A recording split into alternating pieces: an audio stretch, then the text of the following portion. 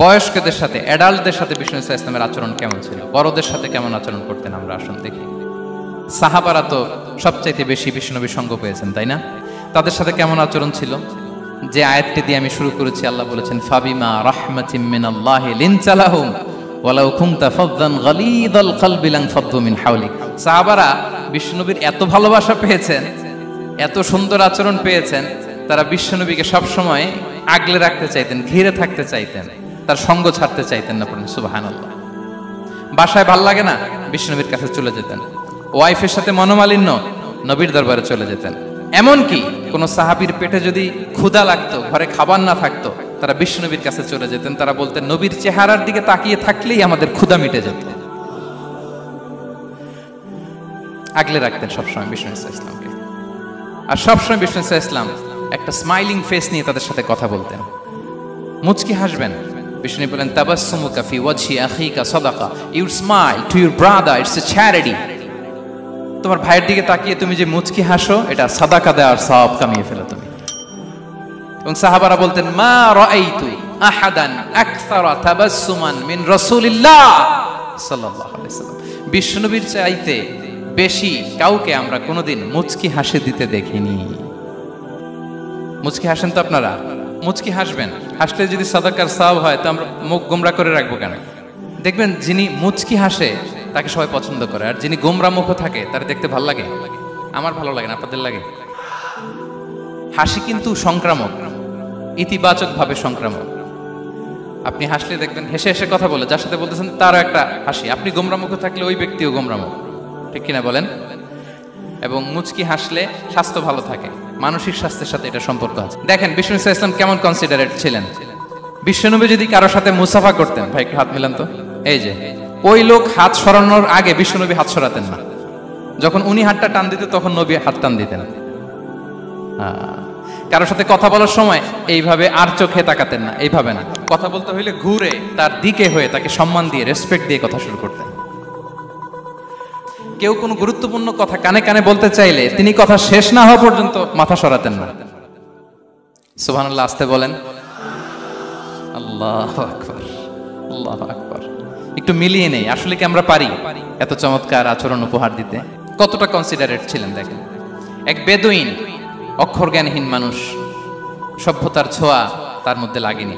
সে মসজিদে নববীতে ঢুকে একবার মসজিদে নববীর মাঝখানে পেশাব করা শুরু করলেন। কি করা শুরু করলেন? কোথায়? টয়লেটে? কোথায়? ইসলামের সবচাইতে দ্বিতীয় সবচাইতে পবিত্র জায়গা, বিশ্বনবীর মসজিদের মাঝখানে। সাহাবারা তাকে মারতে উদ্ধত হলেন। বিষ্ণু বললেন দাও, থামো থামো, এই থামো থামো। কারণ প্রস্রাব করার সময়, টয়লেট করার সময় হুট করে কাউকে ধমক দেওয়া যায় না, ডাকা যায় না, দরজায় বড় নক করা যায় না, করলে তার ক্ষতি হতে পারে। এটা করবেন না। বিষ্ণু বললেন দাও ওয়া হারিকু আলা বাউলিহি সাজলান মিন মা। এই রাখো রাখো, বেচারাকে পেশাব করতে দাও, করতে দাও, করতে দাও, পেশাব করতে দাও। সে পেশাব শেষ করলো। বিষ্ণু বললেন এক বালতি পানি ঢেলে দাও। এই এক বালতি পানি বালুতে মিশে জায়গাটা পরিষ্কার হয়ে যাবে। এরপর বিষ্ণু ইসা ইসলাম বললেন ফাইন্নামা বুইসতুম মুয়াসসিরিন ওয়া লাম তুবআসু মুআসসিরিন। তোমরা এত কঠোর হচ্ছ কেন? আল্লাহ তো তোমাদেরকে কঠোর করে পৃথিবীতে পাঠাননি, সহজপন্থী করে আল্লাহ তাআলা আমার এই উম্মতকে পৃথিবীতে পাঠিয়েছে। পড়েন সুবহানাল্লাহ। দেখেন কত চমৎকার আচরণের ছিলেন। এবং পরে লোকটাকে বুঝিয়ে বললেন, সে কালিমা পড়ে মুসলমান হয়ে গিয়েছে। আল্লাহু আকবার। এই ছিল বিষ্ণু ইসা ইসলামের ইন্টারেকশন সাহাবাদের সাথে। এবং সাহাবাদের জন্য তিনি দোয়া করতেন প্রাণ ভরে। প্রিয় ভাইরা, দোয়া চাওয়া, দোয়া করা দুটোই সুন্নাহ। প্রাণ ভরে তিনি সাহাবাদের জন্য দোয়া করেছেন। বিষ্ণু ইসা ইসলাম একবার ওয়াশরুম সেরে এসে দেখলেন কে যেন অজুর পানি রেখে গিয়েছে। জিজ্ঞেস করলেন কে রেখেছে? বলা হলো আব্দুল্লাহ ইবনে আব্বাস রেখে, ছোট্ট আব্দুল্লাহ। বিষ্ণু ইসা ইসলাম খুশি হয়ে গেলেন, হায় রে, সে কিভাবে খেয়াল করলো, আমি এখন ওয়াশরুম থেকে আসলে তো আমার অজুর পানি লাগবে। খুশি হয়ে একটা দোয়া করলেন তার জন্য। তিনি বললেন আল্লাহুম্মা ফাক্কিহহু ফিদ্দীন ওয়া আল্লিমহু তা'ওয়িল। মানে হে আল্লাহ, আপনি তাকে দ্বীনের জ্ঞান দেন এবং কোরআনের ব্যাখ্যা তারে শিক্ষা দেন। বিশ্বনবীর এই দোয়া এমন ভাবে কবুল হয়েছে, এই আব্দুল্লাহ ইবনে আব্বাস যত মুফাসসির পৃথিবীতে আসবে সকল মুফাসসিরদের সম্রাট হিসেবে আল্লাহ তাকে কবুল করেছেন। বিশ্বনবীর দোয়া তারা পেয়েছেন। উম্মে সুলাইম রাদিয়াল্লাহু তাআলা আনহা, আনাস রাদিয়াল্লাহু তাআলা আনহুকে নিয়ে আসলেন, বললেন নবী হে, আপনি এসেছেন, আমরা যে এত খুশি মদিনাবাসী, সবাই দেখে আপনার হাতে কিছু না কিছু হাদিয়া দেয়, আমি কি দিব? কিছু দেয়ার নাই, কিছু দেয়ার নাই, আমি গরিব মানুষ, আমি আমার নার ছেঁড়া ধন, কলিজার টুকরা আনাস, আমার শিশু সন্তানটারাই আপনারে হাদিয়া দিয়ে দিলাম। খোয়াই দিমুকা আনাস, নবী হে, সে আপনার ছোট্ট খাদেম হবে, আপনার কাজ করে দিবে। উদু আল্লাহ আলাহ, আপনি তার জন্য একটু দোয়া করেন। বিষ্ণুনবী দোয়া করলেন, কি দোয়া করলেন? আল্লাহুম্মা আকসির মালাহু ওয়া ওয়ালাদা, আল্লাহ আনাসের সম্পদও বাড়ায় দাও, ওয়া ওয়ালাদা, তার সন্তানও বাড়ায় দাও। দেখেন এই দোয়ার কি বরকত। এই দোয়ার বরকতে আনাস বলে, মদিনাতে যত খেজুর বাগান ছিল সবগুলো খেজুর বাগানে বছরে খেজুর হতো একবার, কিন্তু নবীর দোয়ার বরকতে আমি আনাসের বাগানে খেজুর হতো বছরে 2 বার। আর উনার সর্বসাকুল্যে ছেলে মেয়ে ছিল, কোনো বর্ণনায় 78 জন, কোনো বর্ণনায় 80 জন।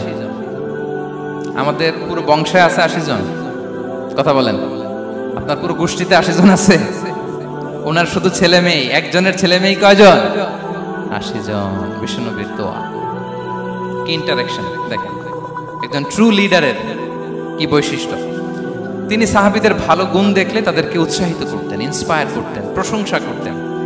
আবু মুসা আল-আশআরী রাদিয়াল্লাহু তাআলা আনহু, তিনি রাত জেগে চমৎকার কণ্ঠে তেলাওয়াত করতেন। একদিন তার ঘরের পাশ দিয়ে বিষ্ণুনবী যাচ্ছিলেন, পরের দিন বললেন, আবু মুসা, আমি কিন্তু তোমার কণ্ঠ শুনেছি, বড় সুরেলা গলা তোমার, লাকাত উতিতা মিজমারান মিন মাজামিরি আলি দাউদ, দাউদ নবীর গলায় আল্লাহ যে সুরের ঝংকার দিয়েছেন, এই উম্মতের মধ্যে আল্লাহ তোমার গলায় সেই সুরের লহরী ঢেলে দিয়েছেন।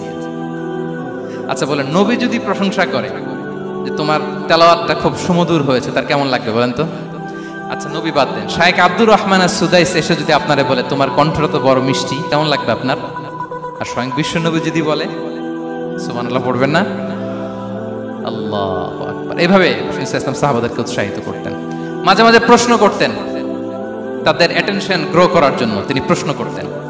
একবার বলেন দেখি, কে বলতে পারে ইন্না মিনাশ শাজারি শাজারা লা ইয়াসকুতু ওয়ারাকুহা মাসালুহা মাসালুল মুমিন, একটা গাছ আছে, এই গাছের পাতা ঝরে না, এর দৃষ্টান্ত মুমিনের দৃষ্টান্ত। কে পারো দেখি? কোনো সাহাবী পারে না, কারণ তারা ভাবতেছিল দূরের ওই সিরিয়ার কোনো গাছ হবে, অমুক জায়গার মরুভূমির গাছ হবে, ঘরের পাশে যে খেজুর গাছ ওইটা আর কেউ পাবে না। ভাবছে প্রশ্ন যেহেতু করছে, এত সহজ উত্তর হইলে তো প্রশ্ন করার কথা ছিল না। তারা এইটা বলে, ওইটা বলে, ক্যাকটাস, গুলমলতা, ওই গাছ। নবী বলে না, ইন্নাহা আন-নাখলা, এটা খেজুর গাছ। কি গাছ? তো আব্দুল্লাহ ইবনে ওমর তখন খুব ছোট, তিনি মনে মনে ধরে ফেলছিলেন, কিন্তু ভয়ে বলে না। তো বাসায় যে ওমর রাদিয়াল্লাহুকে বলে, আব্বা আপনারা কেউ পারেন না, আমি তো জানতাম এটা খেজুর গাছ, তো বললা না যে?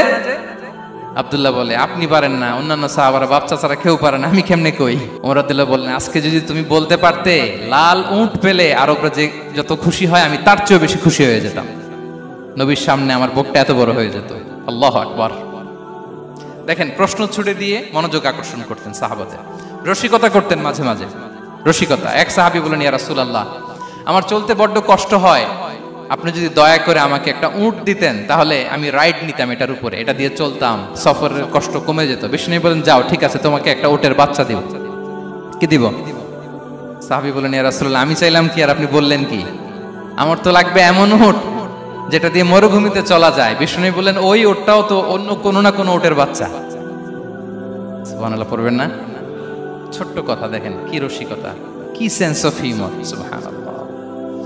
সাহাবীদের সাথে এক কাতারে মিশে কাজ করতেন, নিজ হাতে সাহাবীদের সাথে মিশে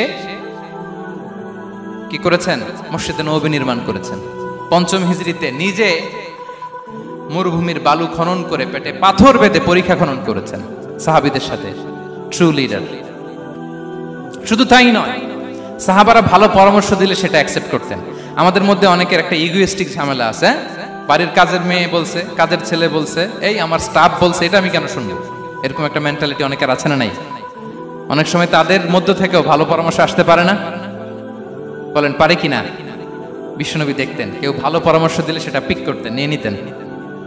বদরের যুদ্ধে মুসলিম সৈন্যরা কোথায় ক্যাম্প করবে, বিশ্বনবী হঠাৎ একটা জায়গায় ক্যাম্প স্থাপনের নির্দেশনা দিলেন। হাব্বাব ইবনুল মুনজির রাদিয়াল্লাহু তাআলা আনহু, তিনি বললেন, ইয়া রাসূলুল্লাহ, অনুমতি দিলে একটা কথা বলবো। কি কথা? এই যে আপনি ক্যাম্প স্থাপন করলেন এখানে, এটা কি আল্লাহর আদেশে না আপনার ইচ্ছায়? নবী বললেন, আমার ইচ্ছা, এটা আল্লাহর আদেশ নয়। তাহলে ঠিক হয় নাই, লোকেশন সিলেকশন ঠিক হয় নাই। তাহলে কোথায়? হাব্বাব বললেন, ইয়া রাসূলুল্লাহ, ওই যে কূপ দেখা যায় ওখানে, দ্যাটস আওয়ার লোকেশন, ওখানে করলে ভালো হবে। কেন? বলতেছে আমরা ওখানে ব্যারিকেড দিয়ে রাখবো, পানি আমাদের কন্ট্রোলে থাকবে, কুরাইশরা পানির অভাবে যুদ্ধ ছাড়াই মরবে, আমরা পানি খেয়ে যুদ্ধ করবো। সুবহানাল্লাহ বলেন। বিশ্বনবী সাথে সাথে হাব্বাবের কথা মেনে নিলেন, বলে যে না, আমি যে ডিসিশন দিয়েছি সৈন্যদের মধ্যে আবার ছড়িয়ে দাও, we should change our location. আল্লাহু আকবার। তাহলে সাহাবাদের সাথে ইন্টারেকশন কি ফ্র্যাঙ্কলি, কি ওপেন মাইন্ডেড, সুবহানাল্লাহ বিহামদিহি।